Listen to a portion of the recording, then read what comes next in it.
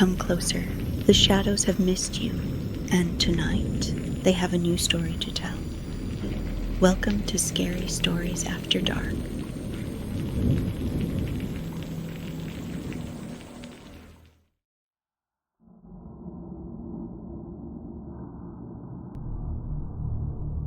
The night is damp, thick with mist, the kind that clings to your clothes and hides the world in gray. A man in his late 20s staggers down Elm Street clutching a brown bottle. His laughter is loud, sloppy, echoing too big for such a small-town street. The houses loom dark and hollow, their windows boarded, their yards tangled in weeds. One in particular, the one at the dead end, leans black against the sky, its roof caved in from decades of rot. The man stops, swaying, and smirks. "Burned man, huh? Come get me then," he slurs, raising the bottle like a toast. He stumbles up the cracked sidewalk, glass crunching beneath his boots. That's when he hears it. Crack, crack. Like timber splintering inside a fire. The faint smell of smoke creeps through the fog. He whips around, but the street is empty. He shakes his head, muttering, "Drunk, that's all." He takes another swig. But the sound comes again, closer. Drag, crack, drag. Boots scraping, wood splintering, and now the rattle of windows as if invisible fists are pounding to be let out. The man stumbles backward, his bottle slipping from his hand, shattering across the pavement. And through the mist, he sees him. A tall, charred figure, skin bubbled and peeling, half of his face nothing but melted ruin. A blackened patch covers one socket, and his single glowing ember eye fixes on the man. His clothes hang half-burned, fused to his rotting skin. The man screams, stumbling, trying to run.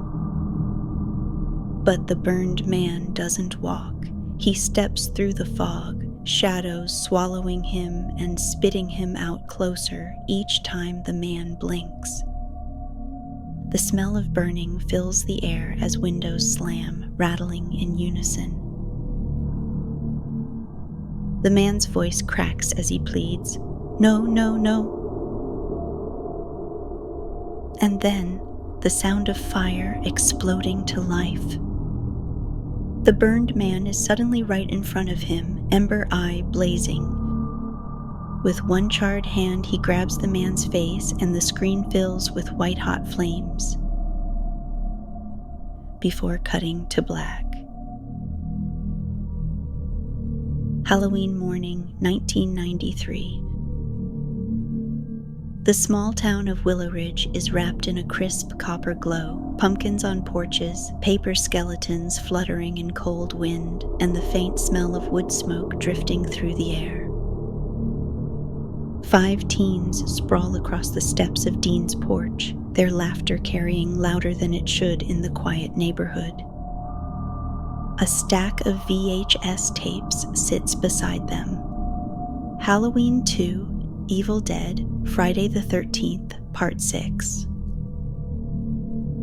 The night before, they had a horror marathon that stretched past 3 a.m. Ashley leans back against the railing, ripped jeans and a faded Slayer shirt, black eyeliner smudged from last night. She smirks as she flicks her lighter open and shut, eyes always half daring, half mocking.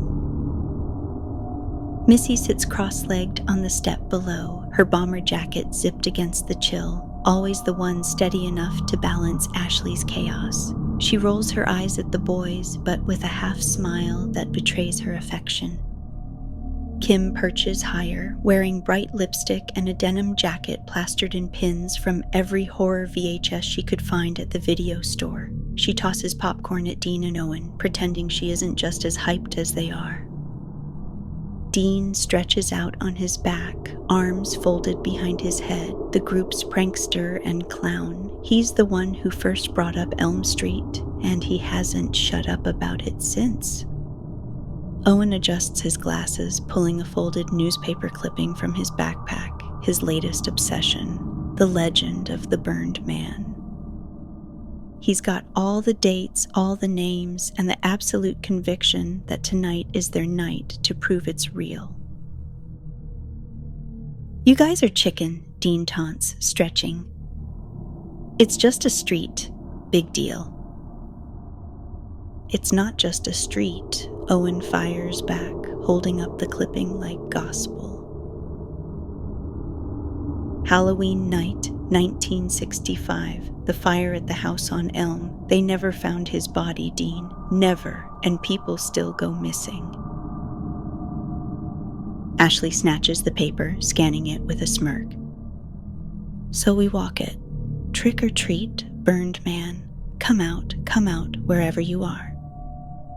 Her sarcasm drips, but her eyes glimmer with thrill. Kim leans over her shoulder, grinning. "You're insane, but I'm in. What's Halloween without tempting fate?" Missy sighs, but she's smiling too, already knowing she'll follow, because this group doesn't split, not for anything. And just like that, the vow is set. 5 teens, one Halloween night, one cursed street waiting in the dark. By dusk, Willowridge glows orange under jack-o'-lantern light. Kids in plastic costumes swarm the sidewalks, their laughter sharp against the bite of October wind. The air is thick with roasted pumpkin seeds, candle wax, and the metallic chill of autumn leaves. Inside Kim's living room, the 5 teens are pulling together their makeshift costumes. Nothing store-bought. This is 1993 small-town creativity. Ashley rocks a ripped-up prom dress she spray-painted black, jokingly calling herself Carrie's evil twin. Missy wears combat boots, black tape around her wrists, and a fake machete tucked into her belt. She insists she's the final girl. Kim went full camp, white face paint, vampire cape, and plastic fangs she hisses through with glee. Dean settled on a torn hockey mask, swinging a toy machete he borrowed from Missy when she wasn't looking. Owen, of course, wore his obsession, an old trench coat and a notebook filled with every horror trope he swears they'll need tonight. He insists he's the chronicler. "Tell me again why we're wasting Halloween walking down a dead street instead of hitting the party?" Kim groans, fixing her lipstick in the mirror. "Because," Owen says, pushing his glasses up, "this is real horror, not some lame basement kegger. This is legend." Dean twirls the toy machete. "Yeah, legend about a crispy dude who smells like BBQ. Missy smacks his arm. "You're disgusting." Ashley just smirks, grabbing her jacket. "Midnight, Elm Street. If we chicken out, the burned man wins, and I don't like losing."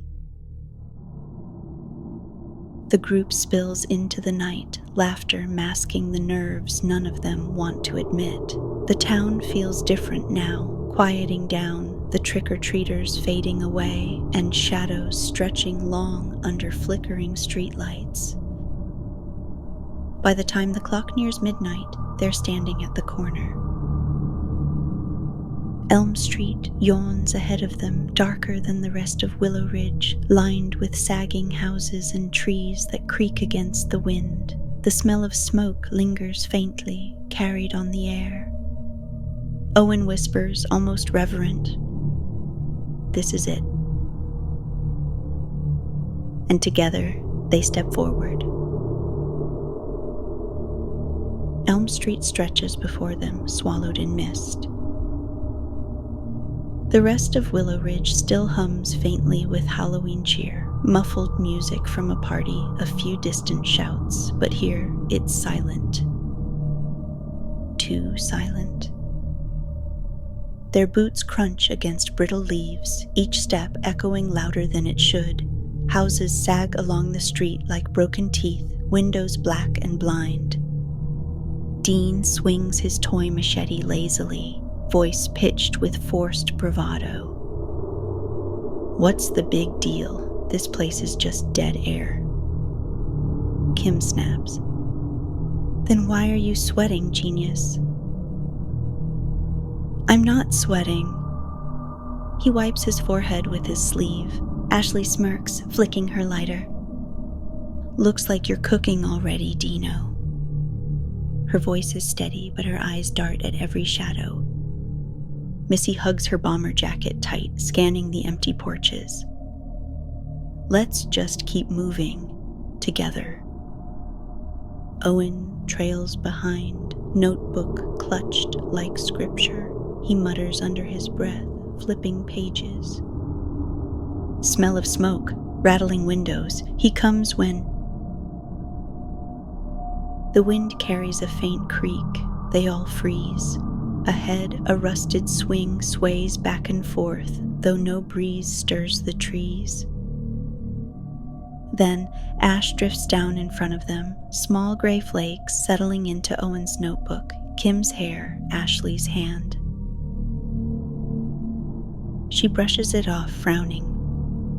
Where the hell is that coming from? No one answers. The windows of the nearest house shiver violently, thud, thud, thud, like fists pounding from the inside. Missy jerks back. "Okay, no, that's..." Dean laughs too loud. "Probably raccoons, or ghost raccoons." His voice cracks on the last word. And then the sound begins. Drag, crack, drag, slow, deliberate. Like boots scraping against pavement. They whip around, nothing but fog. "Do you hear that?" Kim whispers, her lipstick trembling. Don't look away," Owen says shakily, pushing his glasses up. His eyes are wide behind the lenses. The sound grows louder. Drag, crack, drag. With each pause, the teens swear it's closer. The smell of smoke thickens, biting the back of their throats. Ashley's lighter clicks, the small flame bursting against the mist. For a second, a silhouette flickers in the distance, tall, warped, one shoulder hunched. It doesn't move. But when she flicks the lighter off and on again, the silhouette is gone. Kim curses under her breath. "Nope, nope." A glow sparks inside a broken window. One eye, ember red. Watching. The teens stumble back, hearts hammering. And then, through the fog, he steps, charred skin peeling, clothes fused to rotting flesh, a blackened patch over one eye. The other burns like fire refusing to die. Drag, crack, drag. Dean blinks and he's closer. "Run," Missy breathes. They bolt, shrieking, scattering leaves in their wake. The burned man doesn't chase. He appears, every blink, every shadow, every shudder of the street pulling him closer. By the time they stagger off Elm Street and collapse under safer streetlights, they're gasping, laughing nervously, trying to convince themselves it wasn't real. But the smell of smoke clings to their clothes. The morning sun in Willowridge does little to chase away the cold. Leaves scatter across cracked sidewalks, and the faint smell of smoke still clings in the air, though fireplaces haven't been lit. At the diner on Main Street, the 5 teens cram into a red vinyl booth, half asleep, mugs of cheap coffee steaming in front of them. Their costumes from last night are stuffed into backpacks, and their eyes are ringed with exhaustion. Dean yawns dramatically, stirring too much sugar into his coffee. So, we survived Elm Street, didn't even get toasted. He grins at his own joke, but no one laughs. Kim stares at him over her lipstick-stained mug. You nearly pissed yourself, Dean. Did not. Did too, Missy says, smirking as she dips a fry in ketchup. Ashley leans back, her Slayer shirt wrinkled, lighter flicking in her hand. Her voice is casual, but her eyes are shadowed. We all smelled it, right? Smoke? That wasn't just in our heads. Owen digs into his backpack, pulling out his notebook. He slams it on the table, pages filled with scribbles and clippings. It was him. The burned man. You saw his eye. Or, Dean interrupts. We were hopped up on cheap horror marathons and too much Mountain Dew. Legends mess with your head. But as the words hang in the air, a silence creeps over the group, because while they joke, none of them can shake it. The smell of ash in their hair, the sound of boots dragging in the fog, the ember eye burning through the dark. Kim finally breaks the quiet, voice low. What if he followed us out? Missy frowns. What do you mean? Kim sets her mug down with a sharp clink. I mean, what if we didn't just see him? What if we brought him with us? The booth goes quiet. Outside, a siren wails faintly in the distance. The morning feels colder. And for just a moment, Ashley swears she smells smoke again, curling up from the pages of Owen's notebook. Ashley's bedroom is lit only by the faint glow of a lava lamp, its blobs drifting lazy red across the walls. Posters of Slayer and Metallica plaster the room, stacked VHS tapes scattered across the floor. She lies sprawled on her bed, headphones blaring, lighter flicking open and shut in her hand. It's almost 2 a.m., the house is silent. Then, crack. She yanks off her headphones, sitting up. The sound was faint but sharp, like wood splitting. She listens. Nothing, just the hum of her lamp. Ashley smirks, shaking her head. Get it together, she mutters. She flicks her lighter, the flame dancing. Drag, crack, drag. Her smirk fades. The sound is closer now, coming from the hallway outside her room, heavy boots scraping against wood. Her parents' bedroom door creaks faintly, but she knows they're asleep. She swallows, edging toward her own door. The smell hits her next. Smoke, faint but sour, curling into her room. Ashley's hand trembles as she flicks the lighter again. The flame leaps, and for a split second, a shadow flashes across her wall. A tall figure, hunched, smoke trailing off his body. The lighter clicks off. Darkness. Her breath stutters. She flicks it on again. Empty. But this time, a voice rasps low through the hallway. Ashley. She drops the lighter, flame snuffing out. Heart hammering, she scrambles under her covers like a kid again, pulling them over her head. The boots scrape closer. Drag, crack, drag. Her bedroom door rattles once, then stills. Silence. Ashley peeks out from beneath the blanket. The room is empty. But her clothes lying on the floor, her jeans, her band tee, are smoldering faintly, a curl of smoke rising from the fabric. Dean's basement smells like dust and old carpet, lit by the flicker of a horror tape running on the TV. He's sprawled on the couch, feet up on the armrest, toy machete tossed beside him. Every so often he chuckles, quoting lines along with the actors. "See, this is horror, not some crispy dude in the fog," he mutters, grabbing a handful of chips. Then the screen warps, the VHS fuzzes, the audio cutting into static. Dean frowns, slapping the side of the TV. "Come on, don't crap out on me now." The static clears, but it isn't the movie. The screen shows a hallway, dark, lined with doors. Dean blinks. "What the—" from the speakers. Drag, crack, drag.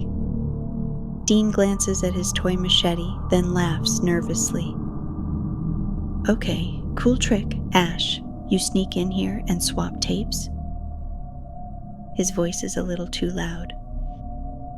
On screen, a figure emerges, charred skin, ember eye, dragging boots echoing through the static, the burned man. He turns slowly toward the camera, toward Dean. Dean's laugh dies in his throat. The lights in the basement flicker and smoke curls from the VCR slot. The screen cuts back to the movie as if nothing happened. But from behind him, drag, crack, drag.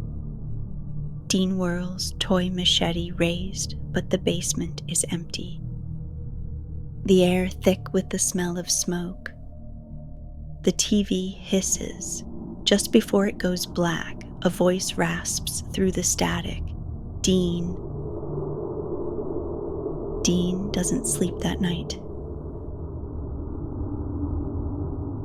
Kim's bedroom is a shrine to 90s horror and glam. VHS posters taped over floral wallpaper, a vanity cluttered with lipstick tubes, eyeliner pencils, and a cracked hand mirror she refuses to throw out. She sits at the vanity now, humming softly, applying a fresh coat of blood-red lipstick. "Final girl realness," she whispers to herself, smirking. But when she leans back to check her reflection, something's off. For a moment, her reflection doesn't move. Her lips stay still while she smirks. Kim freezes. "Okay, nope." She shakes her head, wipes at her eyes. When she looks again, the reflection copies her movements. "Normal." She exhales, laughing nervously. Then, thud. Her closet door rattles, hard enough to jolt her perfume bottles. "Dean, if that's you, I swear," she starts. Drag, crack, drag. The sound is muffled but clear, scraping along the floorboards inside her closet. Kim's hand trembles as she grabs the cracked hand mirror. She angles it toward the closet door. The reflection shows smoke curling out from beneath it. The knob jiggles. Her pulse hammers, but she forces herself to stand, mirror clutched tight. Step by shaky step, she reaches for the closet knob. She yanks the door open. Empty. She exhales in relief until she looks back at the mirror. Her reflection is not empty. In the glass behind her stands the burned man. His ember eye flares, and his charred hand lifts as though reaching through the glass. Kim screams, dropping the mirror. It shatters across the floor. When she looks again, the closet is still empty. but her lipstick tube has melted, red wax oozing across the vanity like blood. The diner is louder today, clinking silverware and chatter filling the air. But at the corner booth, the 5 teens sit huddled in silence. Their coffees sit untouched, fries going cold. All of them look pale, restless, eyes darting like prey animals waiting for the next strike. Ashley breaks first, voice sharp. "Okay, we need to talk. Last night, did anyone else?" She trails off, pulling her lighter from her pocket. She flicks it open. For a second, the flame burns black, smoke curling instead of fire. She snaps it shut with a curse. Dean lets out a shaky laugh, but it cracks halfway. "Yeah, my TV started showing Elm Street like a live feed. Guess who walked right into the static?" His hand trembles as he stirs his coffee. "I haven't slept since."